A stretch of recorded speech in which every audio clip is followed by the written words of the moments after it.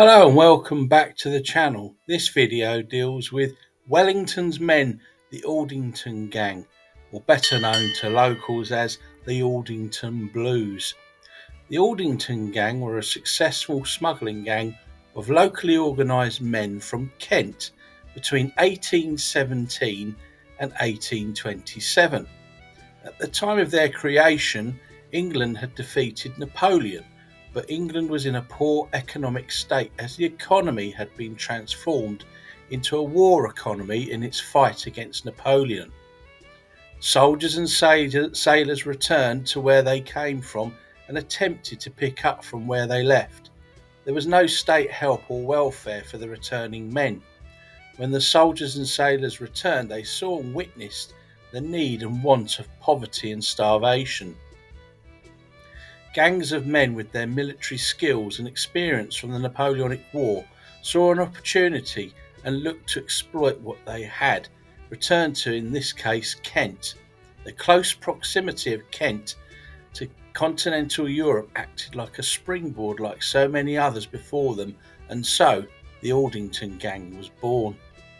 The Aldington gang, latterly known as the Aldington Blues because of their blue smocks, starts with the story with the rascally Ransley brothers, James and William Ransley.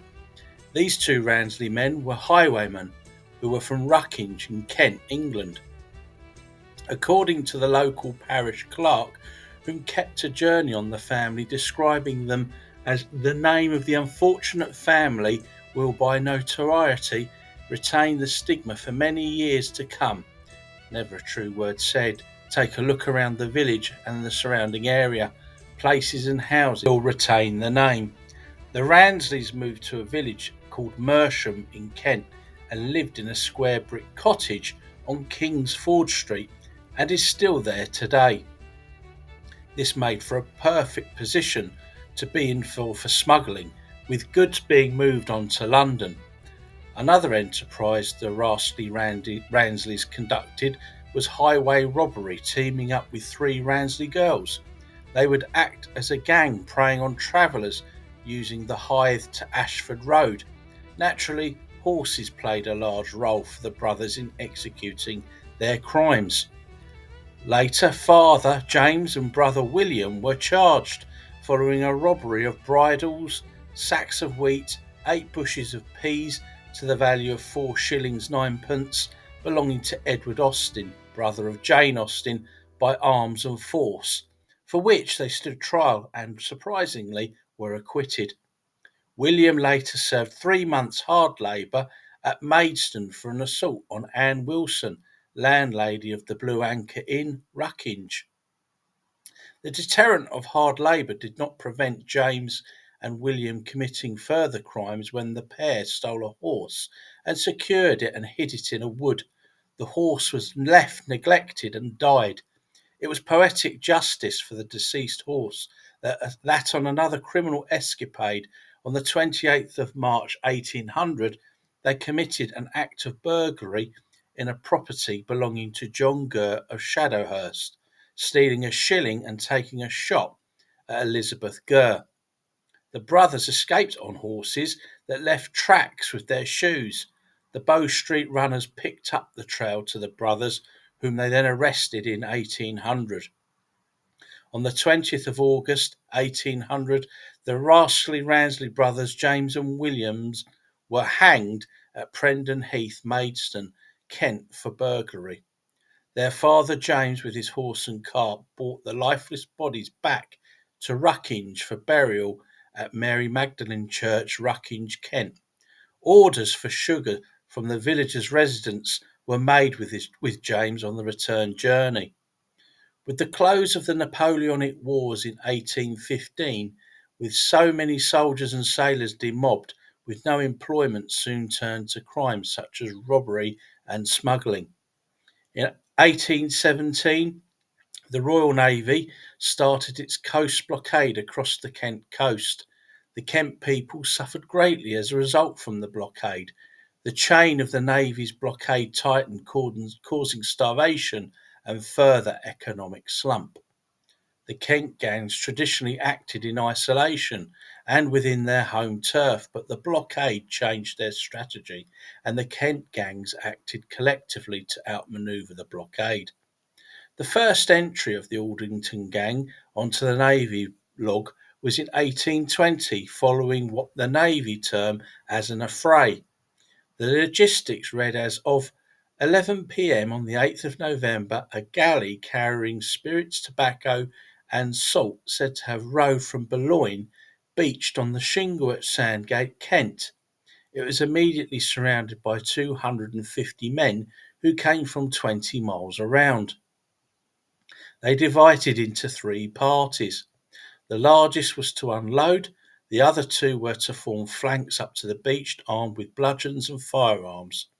An affray, the term used when engaging smugglers, took place when blockade sentry James Walker was shot in the groin and Daniel Sheehan was bludgeoned severely. Lieutenant Pete attempted to intercept this run after receiving intelligence about its arrival. Pete, with his orderly John Green, attacked 60 gang members of the fighting party.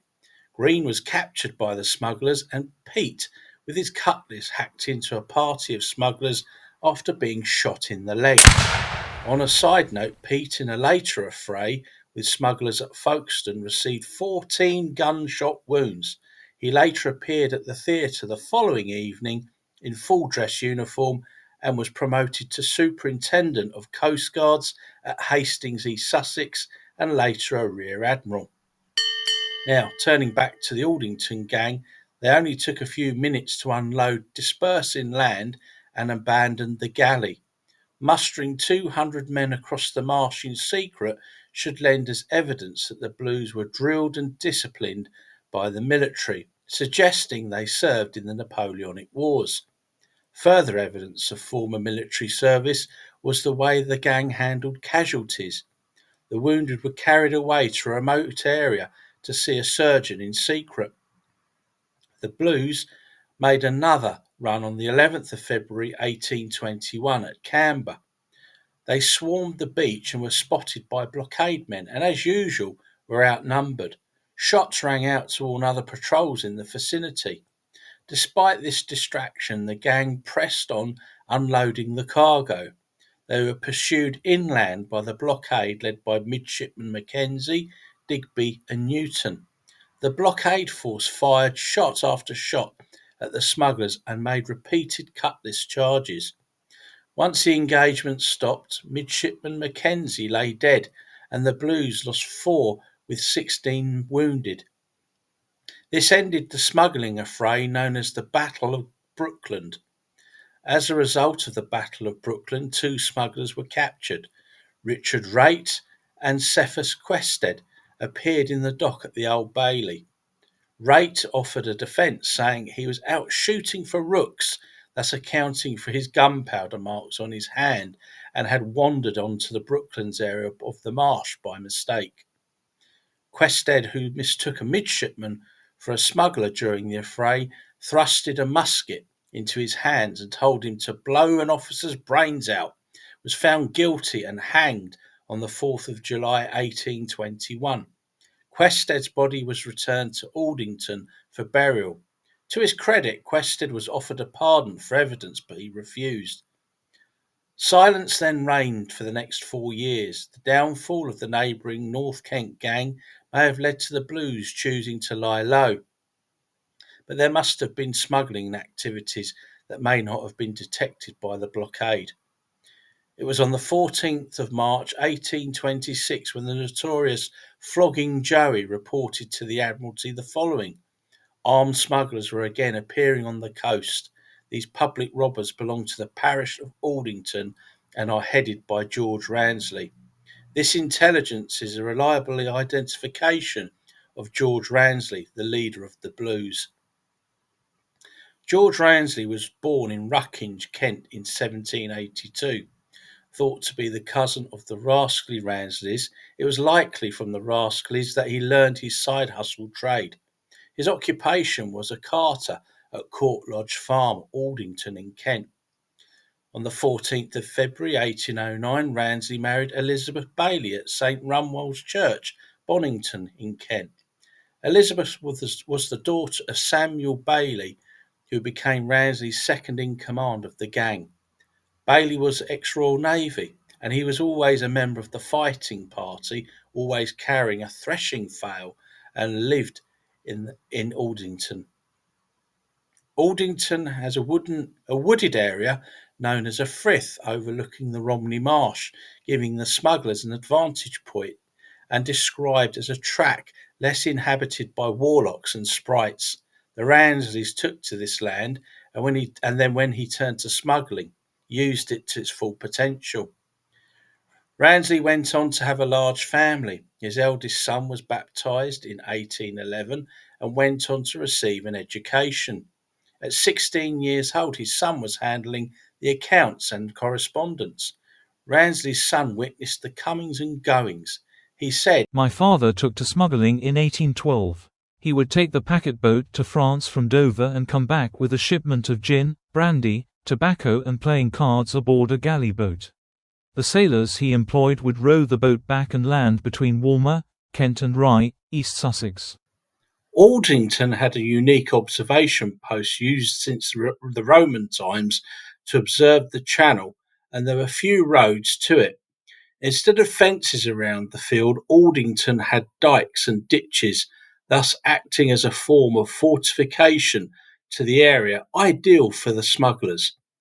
An Augustan priory in Blissington was used by the Blues for storage. The occupier tolerated its use as Ransley treated him well. To keep people away, it was documented locally the Blues used ghost stories. Ransley extended welfare to many who worked for him. If a villager was wounded in action, Ransley would see to it they would receive medical attention and the dependents would financially receive support. The resident doctor of Brooklyn, Dr. Hoffen, would be ready to receive the landing party on their return, another military tactic. If a patient was a smuggler that required the doctor to visit, he'd be collected and blindfolded, then taken to his patient. Equally, if a farmer refused a loan of a horse, then the Blues would see to it that a failed crop would happen for the harvest. George Ransley made so much money. He opened his own tavern, or tap, a definition for an illegal drinking establishment. The Bourne Tap, actually in Aldington as it was called, and the building still stands today, used to be the place of great enjoyment, with Ransley often seen sitting outside, sitting on a bench in deep thought. The end of the Blues was evidenced when local villagers noted that taking pot shots at cattle and break-ins into local houses and pubs such as the Walnut Tree Tavern in Aldington became apparent. We can only speculate as to why George Ransley and the Blues lost their discipline, times getting desperate as wanted posters for as much as £500 were being displayed. Local support is the bedrock of any smuggling gang that also now began to wane. It was in 1826, on the 30th of July, the Blues' fate was sealed. The fatal incident took place when Richard Morgan, quartermaster, and Seaman Michael Pickett of the Naval Blockade for the Prevention of Smuggling was on duty on Dover Beach. A galley boat appeared on the surf. Richard Morgan opened fire his pistol to raise the alarm. Several smugglers disembarked from the boat and were armed. The smugglers opened fire, arguably in self-defence after hearing Morgan's shot, and they shot him dead. Pickett was wounded in the exchange. The Blues dispersed to escape, leaving behind 33 tubs of rum. It was not until around 18th of October 1826, following an intelligence tip-off, it's likely one of the smugglers informed in exchange for a pardon and a reward, that 8 Blues were arrested by the blockade men and Bow Street runners for the murder of Richard Morgan. Once they were arrested and rounded up, Ransley and the rest of the Blues were put aboard HMS Antelope and sailed round to Deptford to avoid any attempt of rescue. They appeared at Bow Street Magistrates Court on the 27th of October 1826, formally charged with the murder of Richard Morgan and remanded at Newgate for trial at Maidstone. By the end of 1826, 11 more members of the Blues had been remanded, and on the 12th of January 1827, they all appeared for trial at Maidstone Assizes to a packed-out court. Richard Wyatt, aged 19, was specifically charged with Morgan's murder. 9 others for being present. The others faced charges of smuggling and shooting at revenue officers. The Blues were represented by counsel, a clear indication of their wealth. Their defence reached a plea bargain of lesser offences with the prosecutor. As their lives were in jeopardy from the lesser charges and in the interests of justice, they pleaded guilty.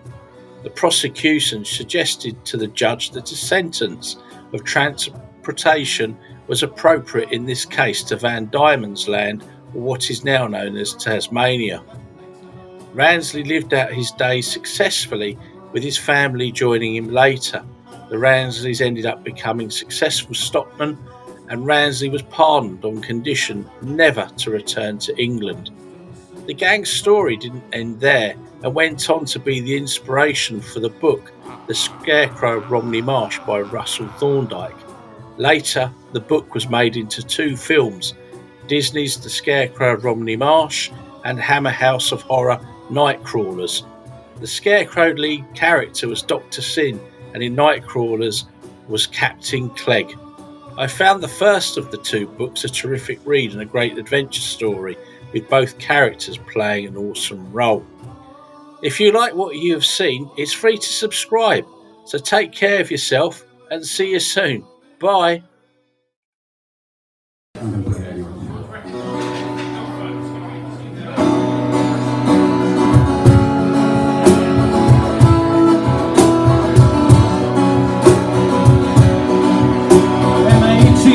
We sailed out to sea, out from the snowy town of Devon, for Australia bound, if we did not drown, the marks of our fetters we carried.